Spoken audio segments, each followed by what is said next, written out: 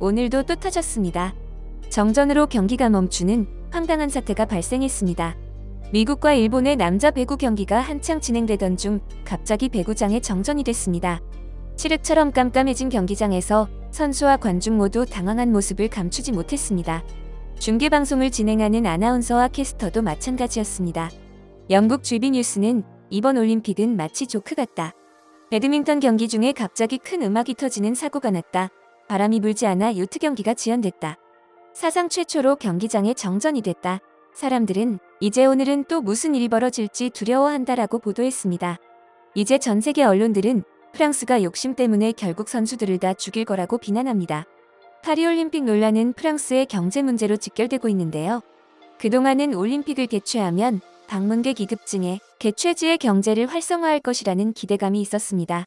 IOC 역시 올림픽을 개최하면 강력한 경제적 이익을 창출한다는 입장을 고수하고 있습니다. 그러나 최근 들어 이러한 기대감은 사그라들고 있습니다.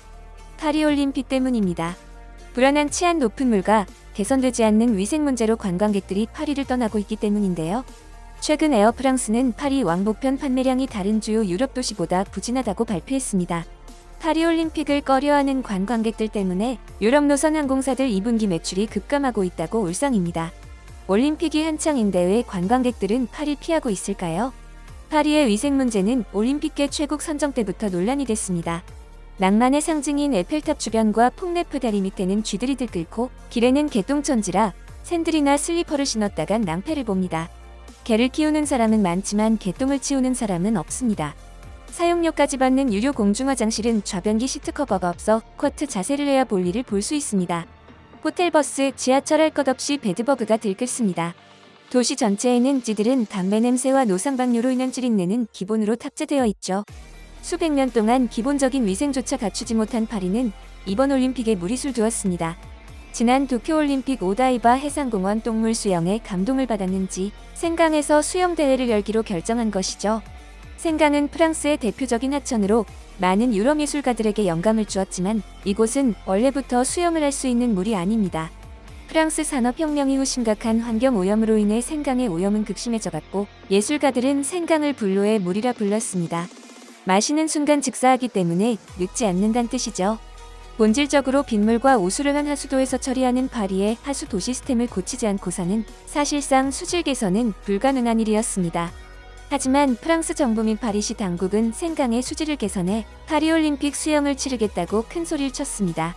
이유는 생강에서 수영하는 게 자신들이 오랫동안 간절히 바라던 꿈이라는 이유였습니다. 천문학적인 돈을 들여 생강 정화 사업을 했지만 결국 생강은 생강일 뿐이었습니다. 문제는 조직위가 이러한 오염된 물에 선수들을 밀어넣었다는 사실인데요.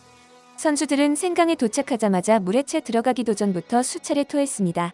그럼에도 선수들은 등을 떠밀려 더러운 물로 입수했고 경기 후 나온 선수들은 또 토하기 시작했습니다. 그리고 아직도 충격에서 벗어나지 못했습니다. 선수들은 생강 대장균을 이기기 위해 그동안 식단 대부분을 유산균과 요구르트로 바꿨다. 경기 내내 역겨움을 견디느라 나와의 사투를 벌였다. 나를 둘러싼 온갖 부유물들과 화장실 냄새를 참으며 수영했다. 생강 대장균에 익숙해지려고 한 달 전부터 화장실에 다녀온 뒤 손을 씻지 않았다. 물을 엄청나게 마셨는데 건더기가 너무 많았다. 끔찍한 경험이었다. 프랑스는 선수들의 건강보다 생강이라는 이미지만을 우선했다. 가판 아래를 헤엄치면서 많이 생각하지 말아야 할 것들을 느끼고 보고 맛봤다라며 끔찍한 경험을 이야기했습니다. 특히 캐나다의 타일러 미슬로추크는 결승점을 통과한 후 터벅터벅 몇 걸음 걸어가더니 이내 바닥에 구토를 시작했습니다. 프랑스 경기 중계 화면은 바로 카메라에 돌려버렸지만 해외 매체들은 10여 차례나 구토 장면을 그대로 포착했고 TV 중계 화면을 통해 전 세계에 그대로 노출됐습니다. 캐나다 방송은 그 피의를 취재하러 갔는데요. So obviously there was a lot of talk about the river and whether it was, healthy for you guys to compete in, and they had to postpone it a day and they canceled the practice on Sunday. How did you feel about as this was transpiring? Okay, so if you Google your name right now, there are a million articles from all over the world. You are a viral sensation. You crossed the finish line, and unfortunately, it all came out. And in fact, I think you've thrown up 10 times after the race. Is that accurate? Pretty close, yeah. Jeez Louise. So what happened? Is that a common thing for you after a race? Not super common, but it happens sometimes. It ended up being a limiting factor for me in the race. It was like my stomach felt like it had a small child in there. All over the internet, it's when we say you're proud, there was nothing more. Any part of you saying like, I don't want to go in this body of water that people are saying is infested? But obviously you hear all this and it makes you a little bit nervous, but as an athlete's job is to like, no matter what the situation is, you know, go to work. I'm lucky to call this work, but go to work and do your job. And in a sense, I think the current was crazy. Like we went out to the first buoy in 3 minutes, turned around, it took us like almost 10 minutes to come back. Wow. For those Did you people. feel like the water, obviously you're gonna like drink some of it, I Yeah. would imagine naturally. Did it feel off to you at all? I think maybe you're going for a training session, you think about it more. It's like anything, like someone's like locked in, like all the little things around you are just like, you know, it's like 프랑스는 생강의 이미지를 선전하기 위해 선수들을 위험에 빠뜨렸다는 비난을 피할 수 없게 되었는데요. 지난 도쿄올림픽에서도 오다이바 해상공원 하수구물에서 수영한 선수들은 대부분 토하며 고통을 호소했고 경기 이후 위장염과 결막염으로 6개월 이상 항생제 치료를 받은 선수도 있었습니다. 현재 선수촌에서도 생강에 들어갔던 선수들은 복통과 고열을 호소하며 치료를 받고 있습니다. 예술의 국가, 유럽 최고 선진국을 자부하던 프랑스는 이번 올림픽을 통해 민낯을 여실히 드러내고 말았습니다. 그런데 이 열악한 상황에서 대한민국은 더욱 빛나고 있는데요. 그동안 올림픽 시상식에는 휴대폰을 포함한 모든 개인 소지품 반입이 금지되어 왔지만 현재 선수들은 삼성의 갤럭시를 들고 영광 이 순간을 촬영하고 있습니다. 직접 자신의 모습을 사진 촬영을 할 수 있도록 하는 빅토리 셀피 프로그램이 운영되고 있기 때문입니다.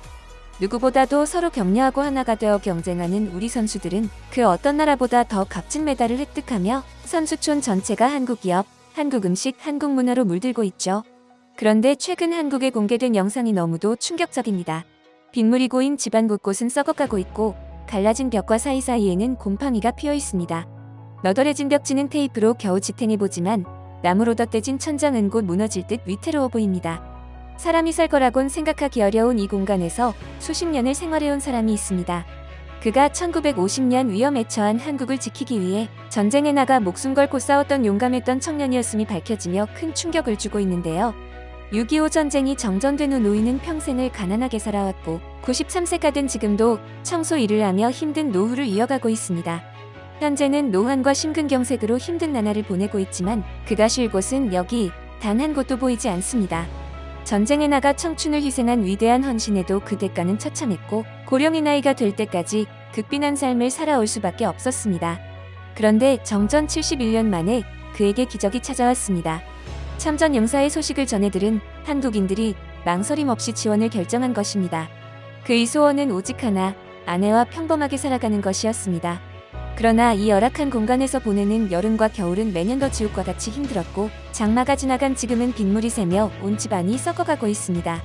모든 게 절망적인 이 순간 나타난 한국인들은 그의 소원을 들어주기 위해 집안을 수리하기로 결정합니다. 곧 이곳은 그가 조금이라도 평범한 생활을 이어갈 수 있도록 탈바꿈될 예정인데요.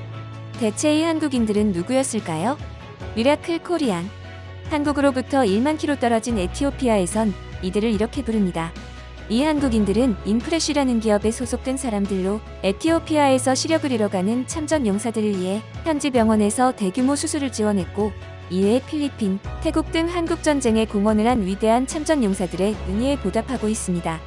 또한 같은 상황을 겪고 있는 참전 용사들의 상황을 보면 망설임 없이 찾아가 화장실 개선, 전자제품 등을 지원하며 그들의 피땀 청춘 위에 살아가고 있는 지금 이 세대들이 잊지 않았다는 것을 다시 한번 참전 용사들에게 전하고 있는데요. 심지어 인프레쉬란 기업은 소규모로 적자 속에 운영이 되고 있음에도 꺾이지 않는 대쪽 같은 모습으로 후원을 이어오며 여전히 전 세계 참전 용사 지원을 목표로 하고 있습니다. 이 소식을 들은 여러 한국인들이 후원 창구를 문의했고 이들은 특별한 후원 상품을 출시했는데요. 영원히 펄럭이는 태극기를 담은 이 볼캡과 티셔츠는 참전 용사들의 헌신과 노고를 잊지 않겠다는 깊은 다짐을 보여주고 있습니다. 일상 속에서도 편히 착용할 수 있는 이 상품은 참전 용사분들께 수익금 일부가 후원되며 참여한 모든 한국인들의 성함으로 참전 용사분들에게 전해진다고 하는데요. 김수용, 박준영, 구건모, 주영호 등 평범한 한국인들이 모여 기적을 창출하고 있고 그 가운데 이 인프레쉬라는 기업이 있습니다. 많은 분들의 응원이 이 기업의 앞날에 큰 도움이 될 거라 생각합니다. 상품의 구매처는 고정 댓글에 남겨두겠습니다.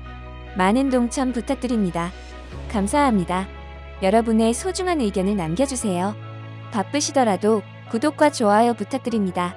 지금까지 단골이시였습니다. 시청해주셔서 감사합니다.